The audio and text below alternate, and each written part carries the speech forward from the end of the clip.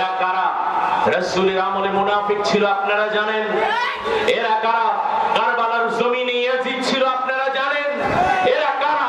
এরা হলো তাদের উত্তরসূরি। আওয়াজ দিয়ে বলুন ঠিক কিনা?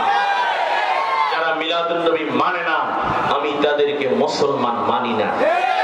কারণ আমার নবী না আসলে ইসলাম হতো না, আমার নবী না আসলে কোরআন হতো না, আমার নবী না আসলে ঈদ হতো না, আমার নবীজি না আসলে আমরাও হতাম না। সকল সৃষ্টির মূল উৎস আমাদের নবী, নবীজির শুভ আগমন। এই পৃথিবীর মধ্যে আল্লাহর যত নিয়ামত, চন্দ্র নিয়ামত, সূর্য নিয়ামত, আপনাকে আমাকে সৃষ্টি করেছেন আল্লাহ নিয়ামত। চক্ষু দিয়েছেন নিয়ামত, কান দিয়েছেন শোনার জন্য নিয়ামত, জবান দিয়েছেন কথা বলার জন্য নিয়ামত, এই বুক দিয়েছেন, হৃদয় দিয়েছেন, কিডনি দিয়েছেন, হার্ট দিয়েছেন নিয়ামত, মা দিয়েছেন নিয়ামত, বাবা দিয়েছেন নিয়ামত। সবথেকে বড় নিয়ামত হলো আল্লাহর নবীর শুভ আগমন। আওয়াজ দিয়ে বলেন সুবহানাল্লাহ।